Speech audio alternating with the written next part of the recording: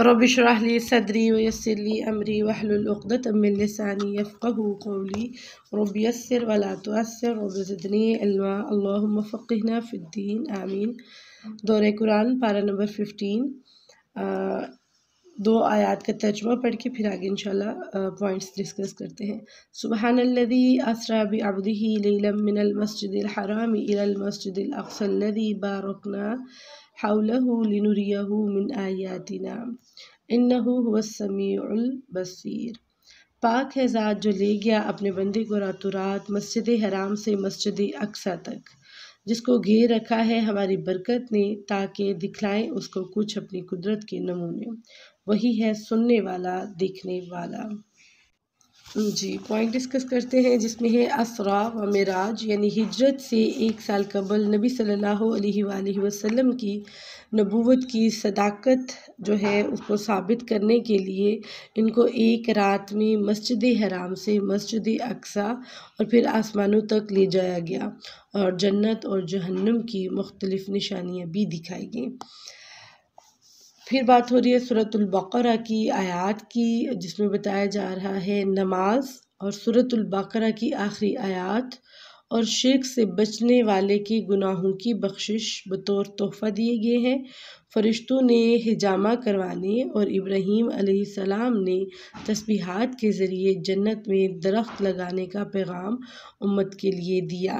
वहीं पर आप सल्लल्लाहु अलैहि वसल्लम को नमाज जो है एज़ अ तोहफ़ा मिली, जिसमें पहले 50 नमाज़ें थी और फिर आहिस्ता आहिस्ता करते करते हमारे पास 5 नमाज़ें रह गई, जो कि आज हमारे लिए बहुत भारी हो जाती हैं पढ़ना। अल्लाह हम पे रहम फरमाए और हम अपनी पूरी पाँचों की पाँचों नमाज़ें जो हैं अच्छे से अदा कर सकें। और तस्बीहात में, यानी तस्बीहात के ज़रिए हज़रत इब्राहीम अलैहिस्सलाम जो है उन्होंने जन्नत में दरख्त लगाने के बारे में बताया। सुबहानल्लाह वल्हम्दुलिल्लाह वला इलाहा इल्लल्लाह वल्लाहु अकबर। फिर बताया अच्छा करना, अच्छा काम खुद को फ़ायदा देता है। जो अपने आप को मोहसिन बना लेता है तो उसके नेक काम का अजर 700 गुना और उससे भी कई गुना ज़्यादा मिलता है। तो अगर हम नेक बन जाते हैं तो उसका अजर बेशुमार हो जाता है। और अभी तो है भी रमज़ान, और अगर रमज़ान में एक नेकी की जाती है तो 70 से भी ज़्यादा अल्लाह ताला उसको अता करते हैं, बल्कि उससे भी कई गुना ज़्यादा अदा करते हैं। बात हो रही है जी सीधी राह की। यहदी लिल्लती हिया अक़वम, कुरान ही सबसे बेहतरीन और सीधी राह की तरफ रहनुमाई करती है। क्योंकि अगर हम किसी भी किस्म के मसले मसाइल में फंस जाते हैं तो हमें चाहिए कि हम कुरान की तरफ रुजू करें, अहादीस की तरफ रुजू करें और इसी से अपना फ़ैसला जो है वो मुतय्यन करें। फिर बात हो रही है नामे अमाल की। तो कल नामे अमाल पढ़कर जो मुहासबा करना पड़ेगा वो आज कर लें तो कल हिसाब आसान हो जाएगा। कोशिश किया करें कि रात सोने से पहले अपने कामों के ऊपर थोड़ी सी नज़र दोहराएं, कि आज अपना मुहासबा करें कि आज मैंने क्या किया, आज कैसा काम किया, आज कहीं ऐसा कुछ ना किया हो जो अल्लाह की नाफरमानी में आ गया हो, कहीं कोई गुनाह तो नहीं कर दिया। इस तरह करके अपना मुहासबा खुद करें और फिर अपनी चेक लिस्ट बनाएं और अपने आप को आहिस्ता आहिस्ता उन चीज़ों को ख़त्म करें जिनकी वजह से कोई भी आपको प्रॉब्लम जो है वो फेस करना पड़ता है लाइफ में भी, अभी और कल को भी फेस करना पड़ेगा। तो बेहतर है कि हम आज ही अपना एहतसाब शुरू कर दें। मतलूब कोशिश जन्नत के लिए इंतहाई दर्जे की कोशिश करनी होगी। एक के बाद एक नेकी करने से बड़े दर्जे और बड़ा फ़ज़ल जो है वो मिलेगा इंशाअल्लाह ताला। इसीलिए तो कहा गया फ़स्तबिकुल खैरात, बस तुम दौड़ लगा दो नेकियों में। इबादत अल्लाह के सिवा किसी की इबादत नहीं करना। हुस्न सलूक रब्बिरहमहुमा कमा रब्बयानी सगीरा, वालिदैन की खिदमत और उनसे नरम गुफ्तगू करना और मुस्तकिल दुआ करते रहना चाहिए। और वालिदैन की खिदमत में जैसा कि हमें पता है, बताया गया है कि वालिदैन को उफ़ तक ना कहिए और उनकी हर तरह की हेल्प कीजिए।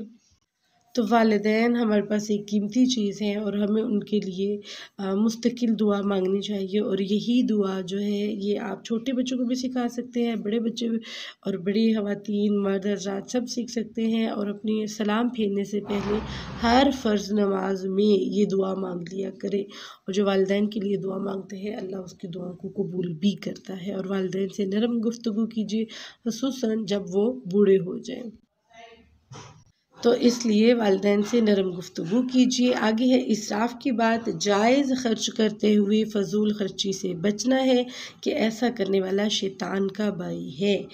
تو جو ہماری ضروریات ہوتی ہیں وہ تو چلتی ہیں الحمدللہ، لیکن اس سے زیادہ خام ہائی مطلب آپ کے پاس 10 جوڑے ہیں کہ آپ اپنا رمضان اچھے سے سپینڈ کر سکتی ہیں، لیکن اس کے باوجود بھی ہماری کوشش یہ ہو کہ ہم نہ 2-3 جوڑے اور بنا لیتے ہیں، 5-6 جوڑے اور بنا لیں، تو یہ اسراف ہو جاتا ہے۔ یعنی جتنی ضرورت ہے اتنا خرچ کر لیں، وہ اچھا ہے، جائز خرچ ہے، لیکن فضول خرچی جو ہم کرتے ہیں وہ شیطان کا بھائی ہوتا ہے، شیطان کرواتا ہے نا، تو اس لیے کبھی بھی فضول خرچی نہیں کرنی چاہیے، ایسا کرنے سے بچنا چاہیے۔ خرچ کا طریقہ جو ہے وہ حکمت کے ساتھ، اعتدال کے ساتھ خرچ کرنا ہے، اسراف اور بخل سے بھی بچنا ہے۔ اسراف مین حد سے زیادہ بھی نہیں کر دینا، اینڈ بخل مین کہ اتنی کنجوسی بھی نہیں کر دینی کہ خرچ ہی نہ کریں، اب اس سے بھی آپ نے بچنا ہے انشاءاللہ تعالیٰ۔ بخیل ہوں گے تو پھر اللہ تعالیٰ کی رحمت بھی ہم سے اٹھ جائے گی، اور کوشش کریں اللہ کے راستے میں زیادہ سے زیادہ صدقہ اور خیرات کیا جائے۔ زنا قریب بھی نہیں پھٹکنا کہ بے حیائی اور برا راستہ ہے۔ آنکھ، کان اور دل کی حفاظت کرنا زنا سے بچاؤ کا ذریعہ ہے، کیونکہ زنا صرف آپ کے پرائیویٹ پارٹ کی وجہ سے نہیں، بلکہ آپ آنکھوں کا زنا بھی کرتے ہیں، کان کا زنا بھی کرتے ہیں، آپ کا دل کا بھی زنا ہو جاتا ہے۔ اس لیے آپ نے آنکھ، کان کو جو ہے وہ حفاظت سے رکھنا ہے، ان کی حفاظت کرنا ہے، ان کو بچانا ہے، تو گویا آپ زنا سے بھی بچ گئے، بڑا گناہ ہونے سے بھی، مرتکب ہونے سے بھی بچ گئے الحمدللہ۔ پھر بات ہو رہی ہے تجسس نہ کرنا، جن باتوں کا علم نہیں ان کے پیچھے نہ پڑنا چاہیے۔ کان، آنکھ اور دل سے سوال کیا جائے، کوشش یہ نہ ہو کہ مطلب اب ہم کچھ چیزیں ایسی ہیں جن کے بارے میں نالج بھی نہیں ہے، پتہ بھی نہیں ہے، لیکن نہیں میں نہیں بیٹھنا، مجھے جب تک پتہ نہ چلے میں نہیں جان چھوڑنی، میں بس مجھے پتہ چلنا چاہیے بات کیا ہے، اس کے پیچھے پڑ جانا، وہ کہتے ہیں بال کی کھال نکال دینا، اس طرح کر کے بس وہ اس کے لگے ہی رہنا بس، تو یہ چیزیں جو ہوتی ہیں یہ اچھی نہیں ہوتی ہیں۔ آخرت والے دن کان، آنکھ اور دل جو ہیں یہ سوال جو ہیں وہ ان سے بھی کیا جائے گا، اور پھر اس وقت یہ ہاتھ، یہ کان، یہ پاؤں، یہ زبان ہمارے ہی خلاف گواہی دیں گے، بولیں گی قیامت کے دن۔ تو گویا ہمیں ابھی سے اپنی پریکٹس کرنی ہے اور ان چیزوں پر فوکس کرنا ہے کہ ہم کچھ ایسا نہ کریں جس کی وجہ سے ہماری کل کو پکڑ ہو۔ بات ہو رہی ہے بعث بعد الموت پر یقین رکھنا کہ وہی اللہ جس نے پہلی بار پیدا کیا وہی دوبارہ بھی اٹھا کھڑا کرے گا، اس میں کوئی شک نہیں ہے، کیونکہ ایک ایمان والے کا تو اس پہ ایمان ہے، لیکن جو اللہ پر یقین نہیں رکھتا وہ اس چیز پر بھی یقین نہیں رکھتا۔ عمدہ بات لوگوں کے ساتھ اچھی بات کرنا اور شیطان کے اکسانے پر فساد پیدا کرنے والی باتیں نہ کرنا۔ جب آپ کو شیطان اکسا رہا ہوتا ہے تم یہ کرتی تو ابھی کرو نا ذرا، تو مزہ آ جائے گا، ان کو لگ ہو جائے گی، ان کو پتہ چل جائے گا کیسے کسی کے ساتھ بات کرتے ہیں، یا تم ایسے بولو نا ذرا تو ابھی دیکھنا ذرا ان کو کتنی مرچی لگے گی۔ تو جب ایسا خیال آ رہا ہو تو اس کو رد کیا کریں، تعوذ پڑھا کریں، اور کبھی بھی اس پہ اٹھ کھڑے نہ ہوا کریں کہ نہیں میں اب یہ کام کر کے چھوڑوں گی یا چھوڑوں گا، تو عمدہ اور اچھی بات کیا کریں۔ بات ہو رہی ہے قربت کے وسیلے کی، اولیاء اللہ تو خود اللہ کی قربت کا وسیلہ ڈھونڈتے ہیں، اس لیے اللہ ہی کی طرف رجوع کرنا چاہیے۔ دیکھیے ایک بندہ ہے، اس نے محنت کی ہے، کوئی بھی اولیاء اللہ جو کہ اللہ کے دوست ہیں انہوں نے محنت کی ہے، اللہ کو منایا ہے، اور وہ خود ذریعے ڈھونڈتے تھے ہمیں کوئی ذریعہ ملے جس سے ہم اپنے رب کو راضی کر سکیں۔ تو آج ہم کیا کر رہے ہیں کہ ہم نے ان کو اولیاء اللہ جو ہیں ان کو اپنا الہ بنا دیا ہے، شرک کرنا شروع کر دیا ہے، ہم ان کو پکارنا شروع کر دیتے ہیں۔ نہیں، انہوں نے یہ نہیں کہا کہ آپ ہمیں ماننا شروع کر دو، ہماری پیروکاری کرنا شروع کر دو، بلکہ انہوں نے یہ کہا جیسے ہم نے اپنے رب کو ڈھونڈنے کی کوشش کی ہے، منانے کی کوشش کی ہے، آپ بھی ویسا ہی کرو۔ تو ہم نے یہ کرنا ہے، نہ کہ ہم نے ان کو الہ بنا کے اللہ کے برابر شریک کھڑا کر دینا ہے۔ یہ شیطان کی ہتھ کنڈے کی بات ہو رہی ہے، گانے بجانے کی طرف مائل کر کے، مال کو غلط کاموں میں لگوا کر، اولاد کو اپنا اعلیٰ کار بنا کر، اور دنیا میں جھوٹے سبز باغ دکھا کر جھوٹی امیدوں سے گمراہ کرتا ہے، اور اس سے بچنے کے لیے اللہ کی مدد مانگتے ہوئے اپنی کمزوریوں کو دور کرنا ہے۔ اب یہاں پہ شیطان کا سب سے بڑا ہتھ کنڈا جو ہے وہ گانا بجانا ہے، اور ہمیں گانے بجانے کی طرف وہ بہت مائل کرتا ہے، اور گانا بجانا گویا ایسا ہے جیسے منافقت کو پانی دینا اور وہ جڑیں پکڑتی ہے، کھیتی جیسے اگتی ہے ویسے۔ تو گانے کو بجانا جو ہے مطلب میوزک، تو میوزک جو ہے وہ حرام ہے، چاہے وہ کسی بھی قسم کی ہو۔